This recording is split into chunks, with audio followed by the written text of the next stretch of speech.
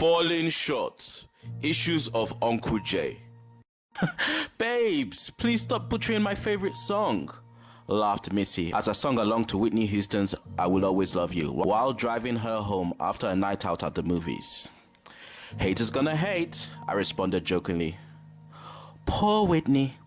Soon after her death, her only daughter followed, said Missy, suddenly falling into a state of reflection. It's funny.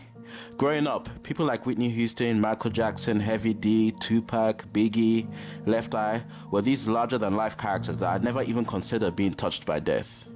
Then as I got older, people like that, as well as people I know, seemed to die all the time.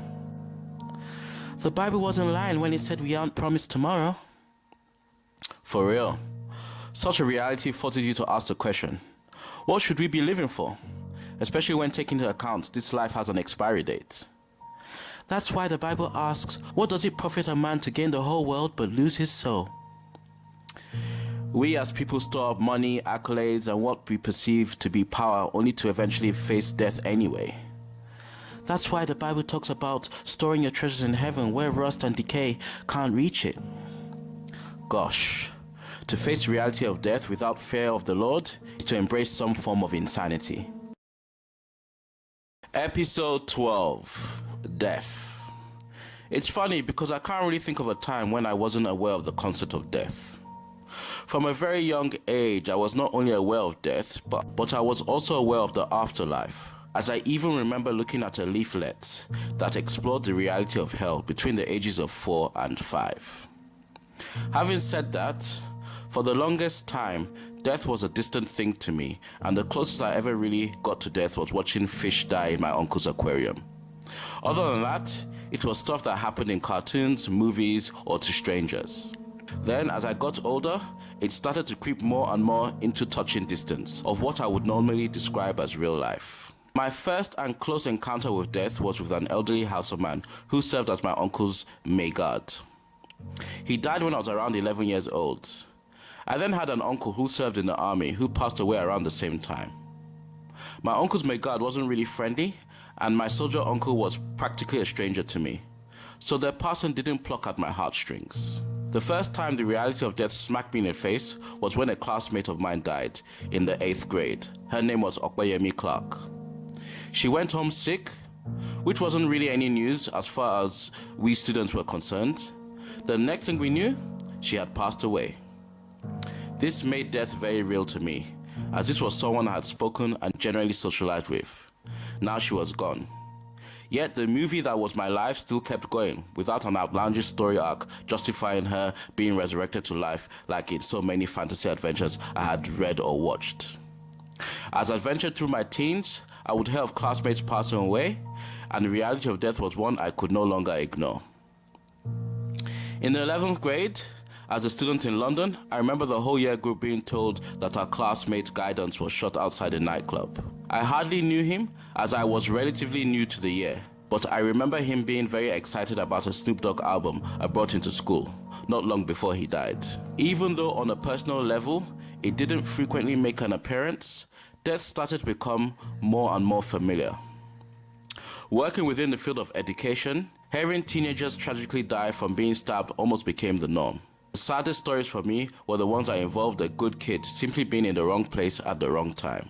Then there was Barry, a character of a man who was a stereotypical genius that had a hard time functioning in the real world, but had a heart of gold with a very infectious laugh.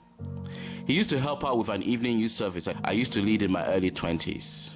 Then one day, when I was 27 years old, I found out Barry had passed away. There was no warning, and in fact, he had been seen catching a bus the morning of his death, in seemingly perfect health. His death really hit home because Barry was a friend I had shared so many conversations, laughs, arguments, and moments with. When my grandmother passed, at the time I wasn't really that bothered by it, because apart from the fact that we weren't close, she had lived a long life.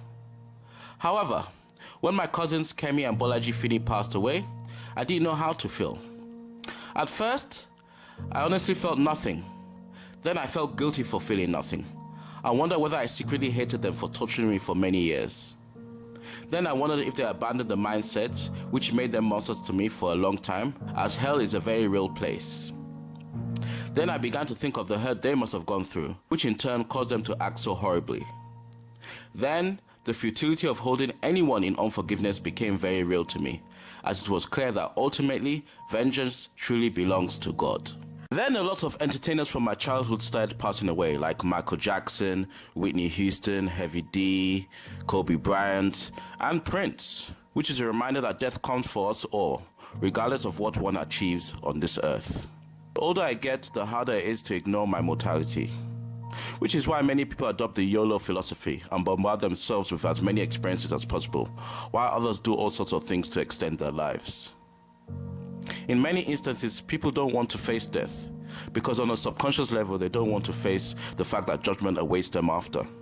Even in churches, people avoid the reality of an eternal destination, which is evident in the fact that many self-proclaiming Christians don't even believe in the existence of hell.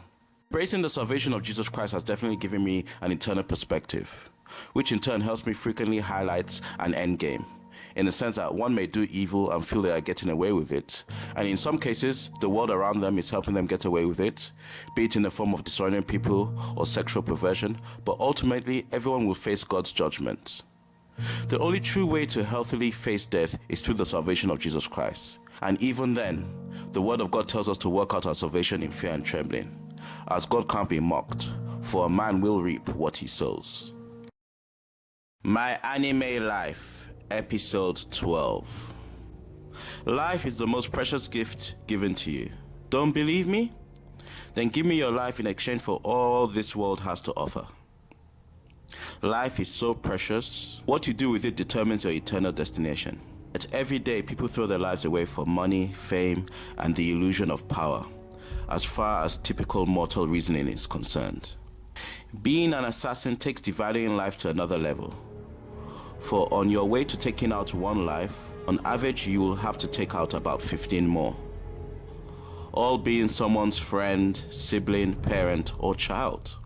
Jay tried justifying his way of life by categorizing himself as the good guy, and his victims the bad guys, until he watched Al take out a child without hesitation or remorse. Then it was clear. He was far away from being the good guy as one could possibly be. "How did you find me?"